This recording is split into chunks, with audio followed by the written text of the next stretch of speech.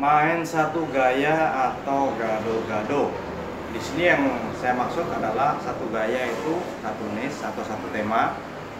Kalau untuk gado-gado bisa dibilang konten campuran itu sendiri ya. Jadi bagusnya yang mana? Satu tema atau gado-gado? Kalau menurut saya pribadi itu tidak masalah ya, karena buktinya konten saya ini bisa dibilang mungkin lebih dari 3 tema ya. Kalau untuk YouTube sendiri memang menyarankan untuk yang satu tema ya. Karena kalau saya amati untuk YouTube sendiri ini kan cara kerjanya bisa dibilang berdasar kata relevansi. Relevansi itu banyak macamnya. Bisa mungkin dibilang relevansi kepuasan penonton, cara penonton menonton video kita dan semacamnya ya.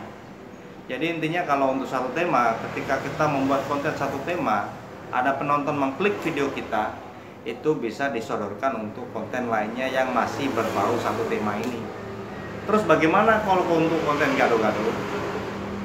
Kalau versi saya itu saya tidak pusing ya, karena saya anggap entah itu YouTube ataupun aplikasi lainnya, itu saya anggap hanya kurang lebih seperti mesin pencarian semata ya kalau versi saya.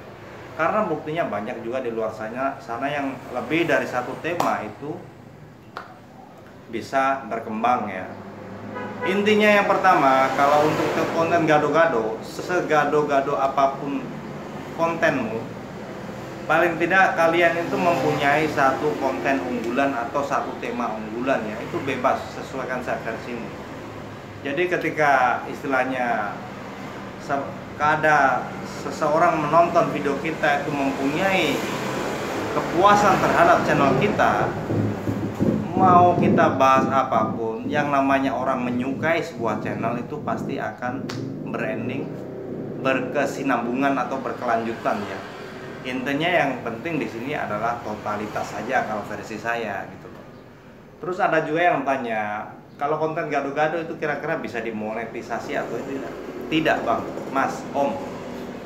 Intinya kalau selagi tidak menyalahi anjuran dokter, doman komunitas YouTube ya, saya anggap itu sah-sah saja.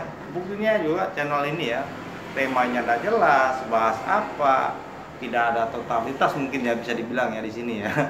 Tapi endingnya ya, intinya konten saya ini di channel saya buat hanya berdasar pengamatan ya, makanya kontennya juga amburadul, versi sana versi sini, main itu main ini ya, buktinya kurang lebih untuk membuktikan itu sendiri ya.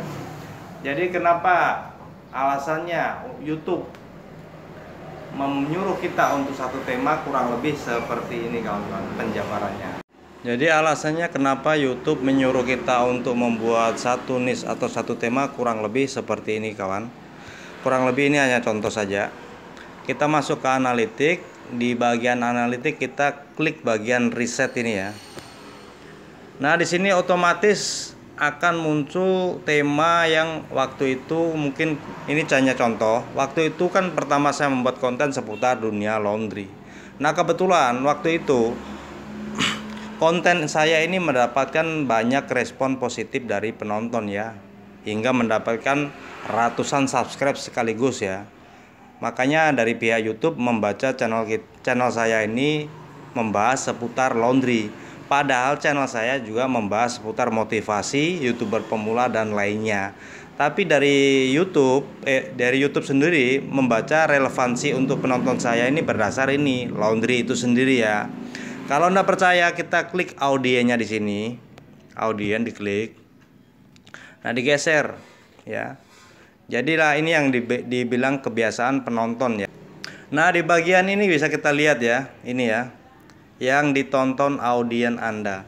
Jadi kebanyakan subscriber saya itu berdasar dari laundry itu sendiri kawan ya.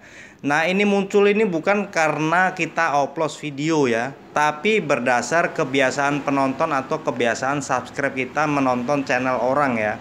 Jadi bisa dibilang ini adalah sebenarnya kompetitor saya ya, bukan yang saya bahas seputar motivasi maupun YouTuber pemula belakangan ini ya. Jadi kebanyakan di sini yang ditonton adalah channel-channel populer ini masih membahas seputar laundry itu sendiri ya.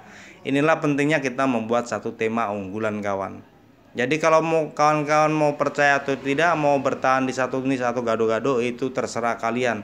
Kalau versi saya, selagi ada manfaat pada kontenmu, itu enggak masalah kalau versi saya. Jadi mau tema gado-gado atau apapun, yang penting intinya kalau selagi konten itu real, masih original, itu bisa lolos monetisasi ya kalau versi saya. Jadi sebenarnya untuk kompetitor ini seperti ini kan. Ini bukan berdasar channel yang kita upload terus muncul di sini ya, tapi kebiasaan subscribe kita menonton sebuah channel. Nah, bisa dibilang seorang kompetitor real dari konten kita. Oke, untuk infonya dan pembuktiannya kurang lebih seperti ini saja. Semoga bermanfaat. Kalau tidak bermanfaat, seperti biasa silakan dihujat. Sekian dari saya. Assalamualaikum warahmatullahi wabarakatuh.